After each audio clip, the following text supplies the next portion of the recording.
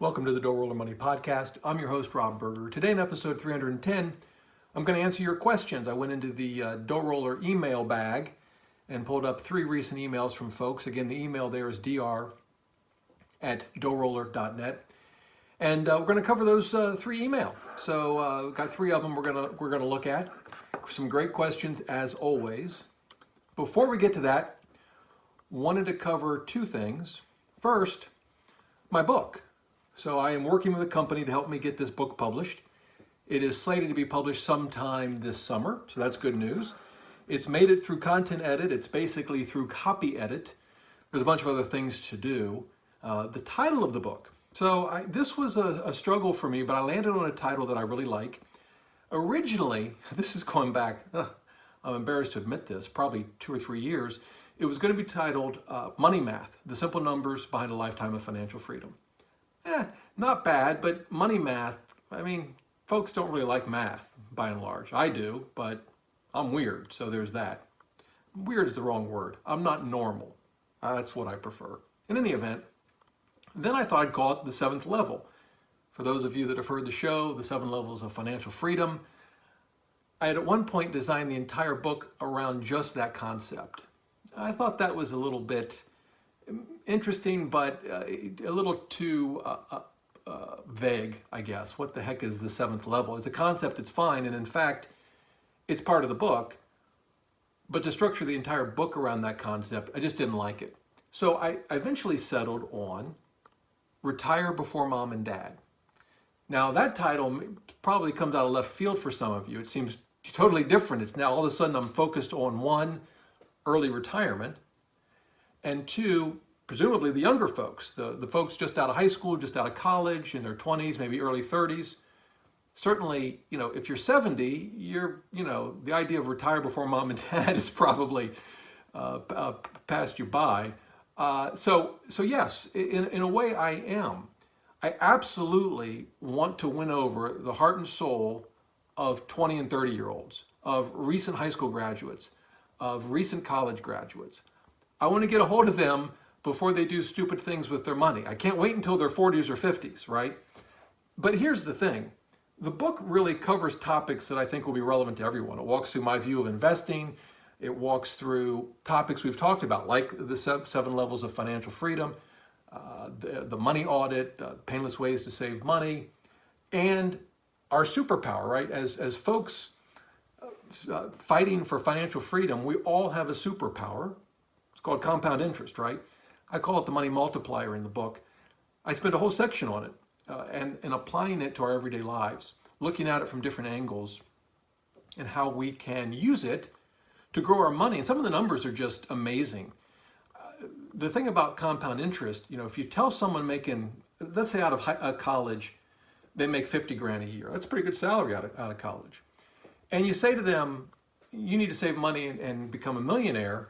They're gonna compare their $50,000 salary to $1 million, and they're like, yeah, I don't think that's gonna happen. And you say, well, wait a minute, I'm not done. You have to assume you'll never get a raise ever, your entire life. 50,000, that's what you'll make. Then they're thinking you're just crazy. And then you tell them it gets worse. You can only save 5% of your income. Now, some folks would say, I'd love to be able to save 5% of my income. Okay, but you can never save a nickel more. That's it. That person can become a millionaire within a reasonable amount of time. Now, that person wouldn't retire early on a 5% savings rate, but they would be a millionaire. So anyway, that's the book. It kind of covers a little bit of everything. In addition to trying to get the young crowd, I think the book is particularly ideal for folks, say, in midlife, late 30s, 40s, early 50s, who say, I got a late start. I'm not where I should be. Think about it this way. Imagine you're 45 and you have very little saved. You have to learn how to, quote unquote, retire early, right? Just so you can retire on time. At 45, if you want to retire, say by the time you're 65 or 70, you got to figure out how to go from, a standstill to full retirement income in 20 to 25 years. That's the same thing a 22-year-old is going to try to do if they want to retire by the time they're, say, 45 or 50. So the book goes through all of the math behind early retirement, but again, the angle of early retirement is honestly, this is a secret, don't tell anyone. It's honestly a fairly small part of the book.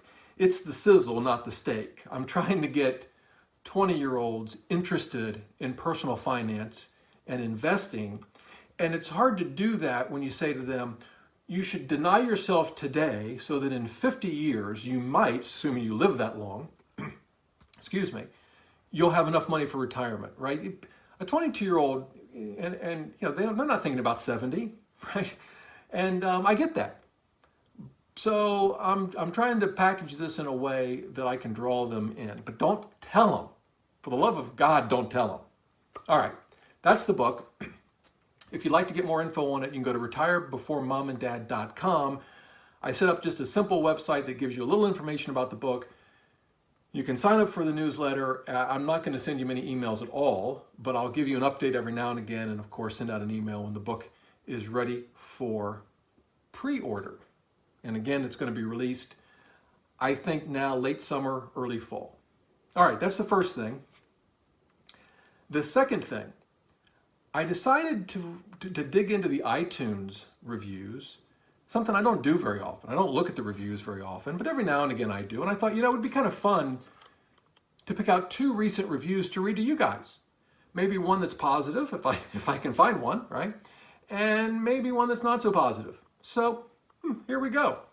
The first one is from a person whose name, according to the iTunes review they left, is Kiss My Husky. Kiss My Husky says, this is going to sound ungrateful and pithy, but the constant lip smacking sound and ums are just so interruptive and annoying, making it hard to listen. Hope you get coaching for that and go from good to great. So my first thought was there's a silver lining there. Even with the constant lip smacking and ums, I'm still good. The podcast is still good. Not great, but good. That's not bad. And then I thought, okay, in all seriousness, lip smacking and ums, is it really that bad? I concluded on the lip smacking that 1, I should not eat peanut butter while I record the podcast. I had no idea. Okay, in all seriousness, I think it has to do with the distance of the microphone to my big mouth. I've moved the microphone away. I think for a couple of episodes I had it too close. I'm hoping that solves the lip smacking sound, at least for Kiss My Husky. But if it bothered you too, I hope that issue is resolved. You'll let me know if it's not. The ums, I'll do my best, believe it or not. After I read this review, I actually did research on how to get, I typed into Google, how do you stop saying Turns out there's a lot of good information on the internet about that very topic. One of the articles from 2018 is from none other than the Harvard Business Review. Go figure. It makes kind of sense. You want to be able to be articulate and to communicate and not say and ah and all that sort of thing all the time. So I read the article. I'm not sure how much it's going to help, but I'll do my best. So there you go. That's the first review. In all honesty and being serious, that review is very helpful. If I'm doing something that sounds annoying on the podcast, I really want to know about it. So thank you, Kiss My Husky. I just like saying that over and over again. The second review comes from an iTunes user named Sklook. It's the best I can make of that. Sklook. I like saying that too. Anyway, here's what Sklook has to say.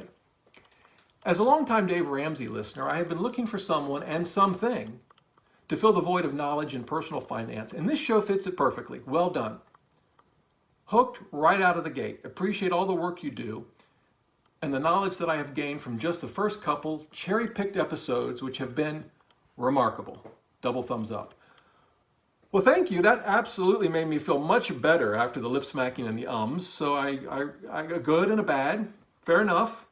Appreciate it. If you haven't left an iTunes review, whether it's good or bad, please do. It really does help. Even the ones with some constructive criticism are helpful. And if you just want to say nice things about the show, yeah, I'll take that too. All right. On to your questions. We have 3 of them we're going to cover today, so let's get to it. The first one is from a listener named Daniel. Hello, Rob. Quick question. about 401ks. I finally made it to a job that has one as an option, and my year anniversary is coming up, and I'll soon be able to take advantage of it. To this point, I've been maxing out my Roth IRA and a Vanguard target date fund. My workplace only has American funds target date funds, which have fees of 40 basis points or so.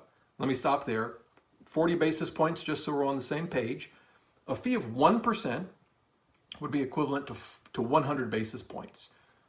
So 40 basis points would be a fee of 0.4%. And if some of you, perhaps new to the show, are thinking, well, that doesn't sound so bad, it is a ginormous amount of money when you apply it to your returns over a lifetime of investing. By the way, that's one of the many things I cover in my book when it comes to our superpower, which is compound interest. We don't want anything to get in the way of our superpower. And investing fees are like kryptonite. Yeah, that's pretty good. I ought to put that in the book. Anyway, 40 basis points, is it the end of the world? No. But I would say you could see the end of the world from that point. There's no point in spending 40 basis points if you can avoid it. Okay, back to Daniel's email. There are several Vanguard funds available at much lower rates, which means I could create my own balanced fund. They have all the Vanguard funds I would need to do this. US stocks, a few small cap and mid cap funds, an international fund, and a bond fund. My question is, do you think I'd be losing out on gains that the American funds would capture because of automatic rebalancing? And would I be able to make that up by adjusting the percentages once a quarter or so? Would it be worth it because of the lower fees? So my personal opinion is it would absolutely be worth it to go to the Vanguard funds inside your 401k account that charge, you're talking 4 or 5 basis points. Even a 3-fund portfolio, which we've talked about in the past, that would be one with a US stock index fund, international stock index fund, and a US bond fund. You could make it a 4-fund portfolio and add small cap funds. You mentioned those are available to you. I think that's an excellent alternative. You're going to go from 40 basis points to about 5 basis points. And in terms of the rebalancing, you could do it once a quarter. Frankly, I think you could do it once a year. And I think you'd be just fine. That's what I would do. Obviously, the ultimate decision for you is one you'll make. But I'm absolutely think that individual index funds, 3 or 4 of them, covering different asset classes, low fees, rebalance once a year, or once a quarter if you prefer, would be, I think, in the long term. Of course, we don't know what the future is going to hold, and I don't know how the American funds, target date funds, are constructed. But they're going to have to make up about 35 basis points or so just to break even, and I think that's a tall order. So that would be my view. I certainly don't think the automatic rebalancing is going to put a target date fund over the top if you're rebalancing once a quarter or even once a year. Again, time will tell. Daniel, I could prove, 10 years from now or 40 years from now, it could turn out that American fund TDFs, target date funds, ended up doing better.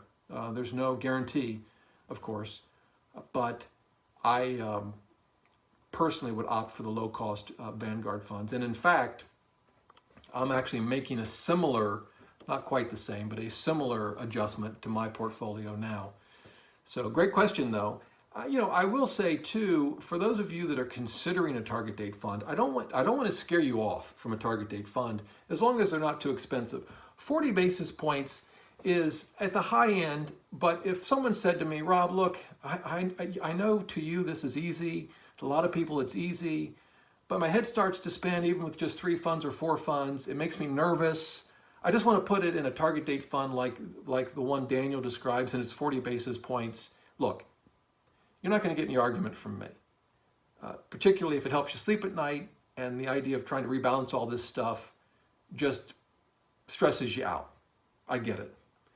So I don't want to suggest that a 40 basis point target date retirement fund is a horrible thing. Now, you do have to dig into the specifics of the target date fund you're considering. In Daniel's case, it's from American funds, it's 40 basis points.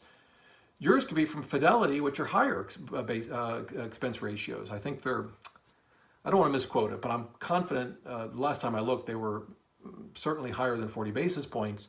versus say Vanguard, which come in around 15 basis points. And there are going to be other target date funds that are even more expensive than say Fidelity. So you definitely want to examine the fund, look at what the expenses are, how the fund is constructed. But I don't want to just scare you away from target date funds. I think they can be a very useful tool, particularly, again, if you're just starting out, you're a little nervous about juggling 3 or 4 funds, and just to get your feet wet, so to speak, and to start investing, that's just what you need to be comfortable. I get it. You're not going to get an objection from me. All right. Email number 2 comes from Sahi. New listener to your podcast, and I must say that I'm absolutely hooked. I apologize if I've missed this one in one of the podcasts or on the website, but I was wondering if you had any recommendations regarding how much of overall savings, let's say 20% of salary per year, to allocate towards retirement versus taxable accounts. My wife and I are in our late 20s, and so I worry about putting all of the money away in retirement accounts that we won't be able to touch without significant tax penalties until we retire. We are both resident physicians and aren't earning all that much currently, but that should go up in the next 3 to 5 years. I understand having money set aside in short-term investments for purchases in the next 5 years or so, but I see a taxable account as a place to save up for larger purchases in 10 to 15 years. The idea being that some risk is worth the likely growth over that time period. Let's assume a 60-40 stock bond allocation. I've seen some websites that recommend 50% of savings into retirement and the remaining 50% into taxable accounts. Have you come across any allocation in your own research or in your own financial planning that you found to be a good rule of thumb? Thanks in advance for your time, and again, for all of your hard work on the website and podcast. Well, thank you for the great email, and a couple of responses for you. First of all, there is no rule of thumb that I've ever seen or heard of as between how much of your total savings should go into a retirement account versus a taxable account. That's number one. It's too specific to your circumstances. Number two, always get the match. If you've got a retirement account at your employer and they match your 401k or 403b, whatever your employment retirement plan is, if they have a match, you want to get the match. You just want to get the match. You don't ever want to lose the match. Always get the match. All right. Number 3. The real question here is, when are you going to spend the money? So you mentioned saving for something, some larger purchase in 10 to 15 years. Yeah, if you're going to buy something in 10 to 15 years, by and large, I would not put it in a retirement account. Now we're going to come back to that, because there are ways to get money out of a retirement account early. But putting those options aside, which I'll talk about in a minute, if you're going to spend your money in 10 to 15 years, you don't want it in a retirement account. And by the way, that says nothing about what you invest in, right? You can invest that money in a combination of stocks and bonds. I probably would, given that you're 10 to 15 years out.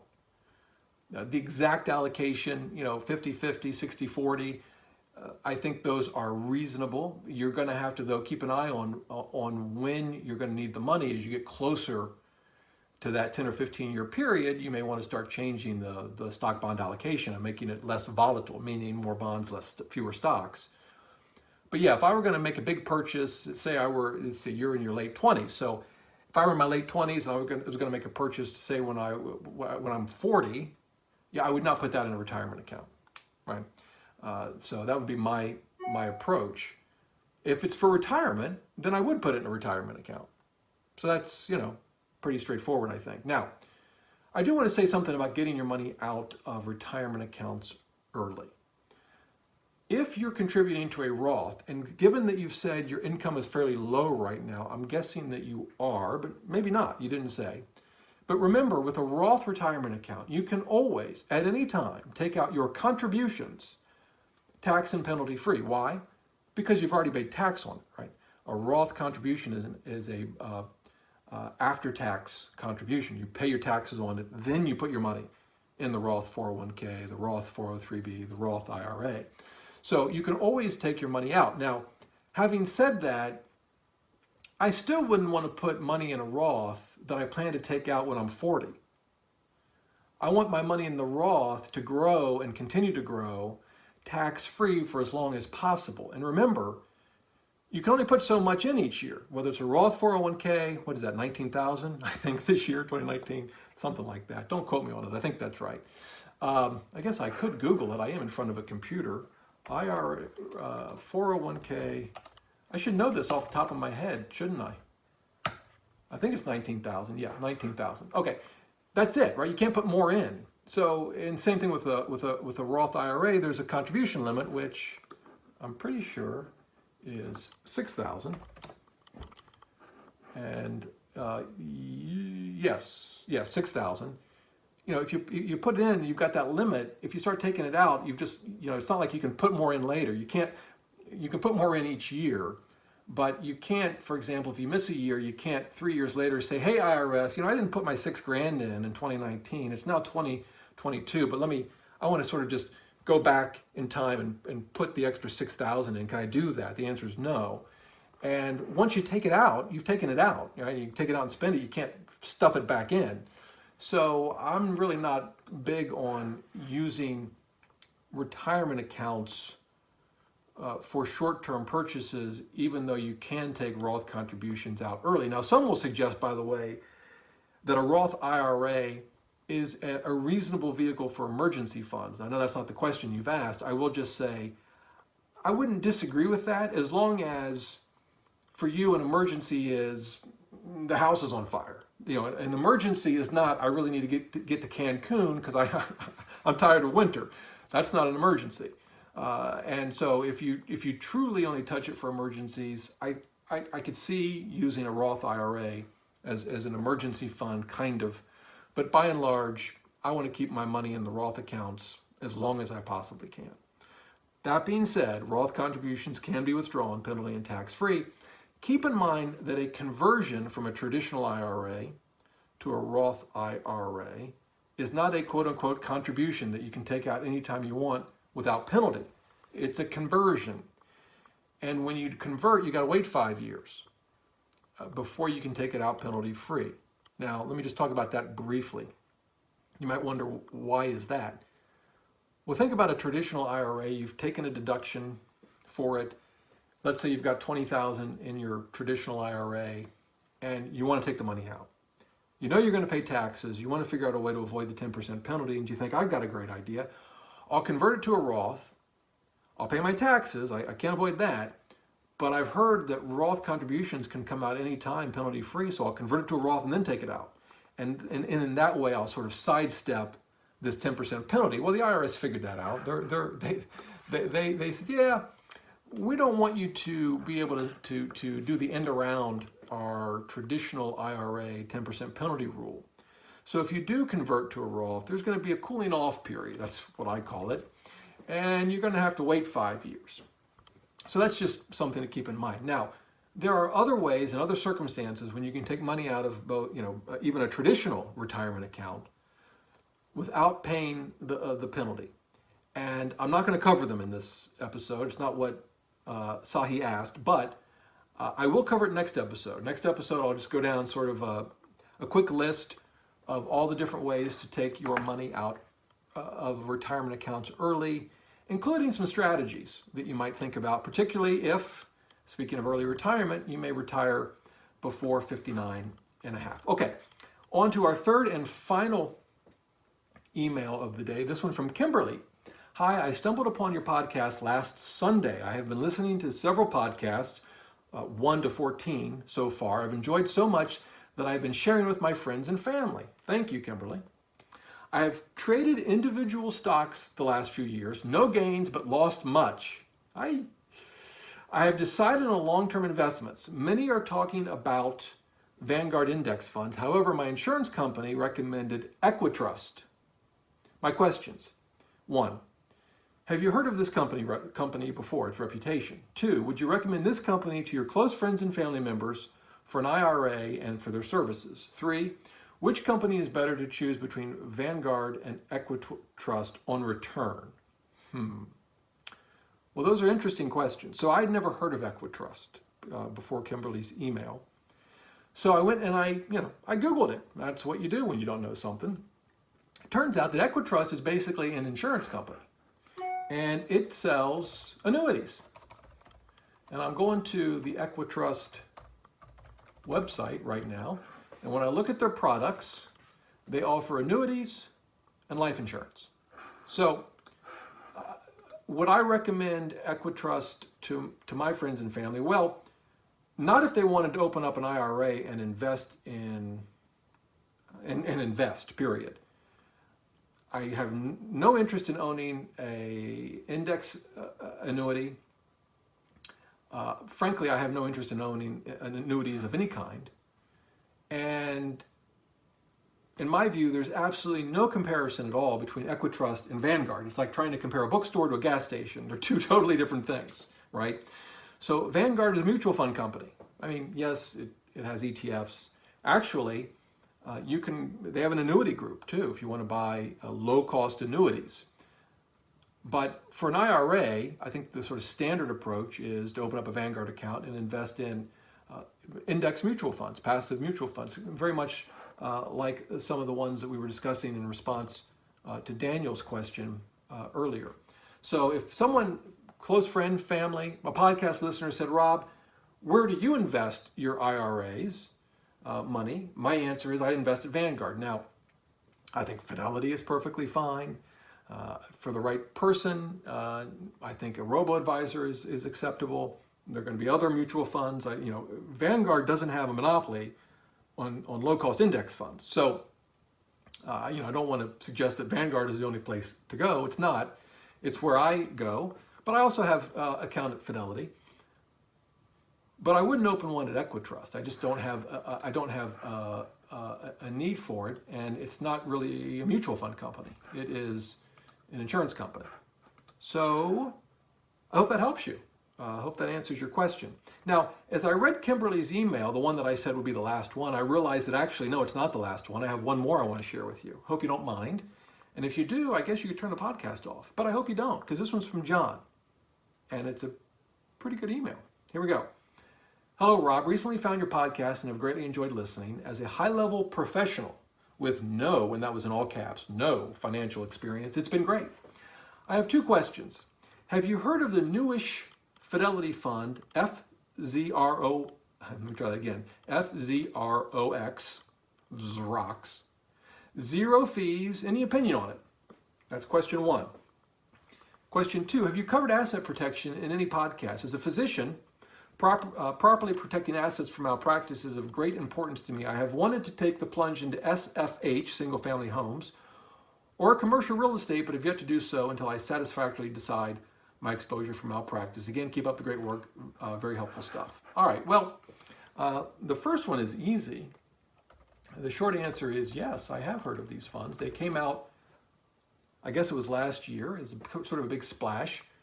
Fidelity introduced some index funds with 0.00 expense ratio, 0 basis points, free. Now, let's kind of walk through this just briefly. If you encountered a ticker symbol, in this case FZROX, and you didn't know what it was, maybe a friend mentioned an investment, maybe you read about it online or in the papers, maybe it's a mutual fund in your 401k and you see a little bit of information that they provide you, but you want to dig down and research it a little bit more, you can take that ticker and just drop it right into Morningstar, which I'm doing now, the Fidelity Zero Total Market Index, and it tells you just about everything you need to know about this fund. It indeed is an index fund. It's got about $2 billion under management, so that was quick. Sure enough, the fee is low, it's 0. And you can get a bunch of information about it. So if you go to the Portfolio tab in Morningstar, you will learn that it's on a weighted basis, it's a large cap blend fund. Blend meaning it's a mix of what would be considered value stocks and growth stocks. By the way, the S&P 500 index is a blend index. And you'll also look at the holding style box and you'll see that about 6% of the fund is invested in small cap, 18% in mid cap, and the rest in large cap. So obviously the majority of it is in large cap funds. Cap is capitalization, large cap meaning big companies that have a very high valuation. So think Apple and Microsoft and Amazon and those sorts of companies. So yeah, a great fund, and it's total market index fund. And of course, U.S., right? The vast majority of these investments are considered U.S. According to Morningstar, about 0.79% are in non-U.S. stocks. I'm not even sure why. But yeah, it's a U.S. total market index fund. FZROX, by all accounts, looks like a great fund. I've never invested in it, but if it were in my 401k, I would have no, how can you beat zero, right? So I would have no qualms about that fund. Now, it's interesting, and pardon me while I take a brief sip of my coffee. It might help me from lip smacking. Some folks actually criticized Fidelity and their no-fee funds, arguing that they were sort of a loss leader. They're trying to get people in the door, and then they'll sell them expensive products. I don't know what Fidelity's marketing plan was, but I do know that we're all grown-ups, and we can think for ourselves. And we can invest in a Fidelity no-fee index fund, and if they were to try to sell us other investment products that we didn't think were suitable for us, whether because they were expensive or for any other reason, we could say no thank you. All right, asset protection. Haven't really covered that in the show, so but a couple of thoughts. First of all, I've got no background in protecting doctors from malpractice. I assume you have malpractice insurance, but I'm also assuming that depending on your practice, you could structure it in certain ways that might insulate you, maybe, from liability. But you really need to talk to a local attorney. They may look into things like putting some of your assets in a revocable trust, potentially. A lot of different options, but that's just not my area of expertise, so I don't want to opine on it. I will say, having owned real estate, that what a lot of folks do is they will put each individual property that they own in its own LLC that separates that asset from not only their personal assets, but then also other properties that they own. Now, when we owned, me and my best friend and I owned a number of properties. We didn't do that. We owned them in our personal names, and I just loaded up on insurance. I actually sold all of those properties at the end of last year, so I'm no longer a landlord. I am simplifying my investments, but a lot of folks do that. But again, you're going to want to talk to a local attorney wherever you live, and I can't imagine this would prevent you from investing in real estate. I understand, obviously, doctors have exposure to malpractice. That's a big issue in our country. But I've got to believe that a local attorney who is experienced in this can set up a structure for you that will give you a fair amount of protection. By the way, before I close the show, my only exposure to medical malpractice this was just an odd week. It was the week of 9/11. So 9/11 occurred on a Tuesday. On Monday, I went and reported to jury duty in Fairfax County, Virginia, and I got put on a panel where they're asking potential jurors questions to decide who's going to be on the jury, and they get to me and they say, "Okay, Mr. Berger, what do you do?" And I said, "I'm a trial lawyer," and I kind of headed to the door. It's like, you can dismiss me now, and off I go. But they didn't let me go, and they said, "Oh, really? Where do you work?" I said, "Well, I'm a partner at Winston and Strawn." "Yeah, what kind of law do you practice?" I told them at the time, I think I was doing computer technology related litigation. And I kept sort of, angling for the door. I'm ready to go. And they put me on the jury. I couldn't believe it. The next day, 9/11, of course, we didn't, they dismissed us for that awful day. And then we were back Wednesday, and then there was a bomb threat, so we're out in the parking lot half the day. But we sat for the trial, and there was a medical malpractice trial. A guy had a heart attack, but here's the crazy thing. He kept telling his doctor, this happened over the course of about 8 hours, "I'm having a heart attack. Sir, we've tested you," whatever test they do. I think it's an enzyme test. I don't know. "You're not having a heart attack." So he went down to the lobby of this office building, and there was a prescription, so there was a pharmacy there, and he keeps going back up. "I'm having a heart attack." "No, you're not." "I'm having a heart attack." "No, you're not." This goes on for hours. Finally, bam, drops over. Massive heart attack. I don't mean to laugh, but I guess it's not funny. I should probably edit out that laugh, but I'm not going to. I mean, by the way, the guy was fine. I mean, he lived, but he was suing. I had this massive heart attack, and if you would have just listened to me 8 hours earlier, there would have been no heart attack. And the defense was just horrible. I mean, it was defense provided by an insurance company, but they were just terrible. They had no theory. I mean, to me, the theory would be, I think, would have been he wasn't having a heart attack. The tests definitively showed it, but he eventually worked himself up into one. But they didn't articulate that at all. We ended up ruling for the plaintiff. I think we awarded, I think it was $400,000, but I don't remember. And guess who the foreman was? Yours truly, the only trial lawyer on the jury. And anyway, it was an interesting experience during a very difficult week. And there you go, a little story from my past, my only experience with medical malpractice. Listen, John, it's an important issue, obviously, for every doctor.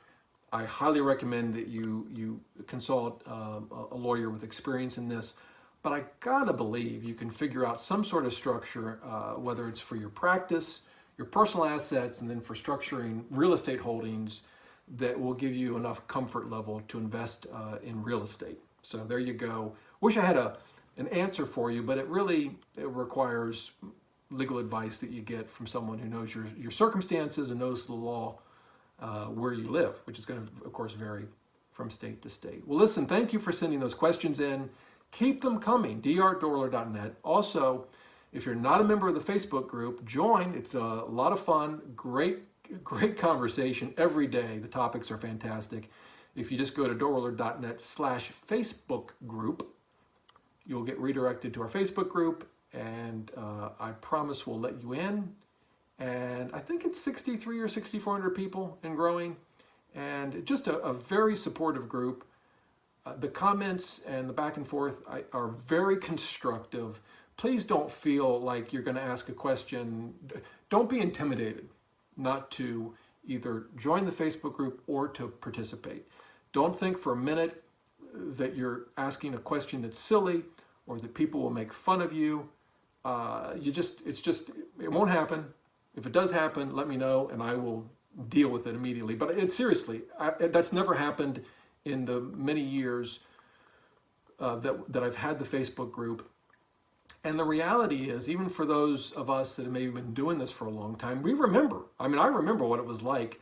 I didn't have a clue what an index fund was. Not a clue. My first mutual fund was one with a load fee of 5 3/4%. I didn't know any better. I bought it through a bank of all things. So, look, we've all been there. So join the Facebook group. It's a great community of folks helping each other out, helping each other make the most of their money. Hey, until next time, remember, the best thing money can buy is financial freedom.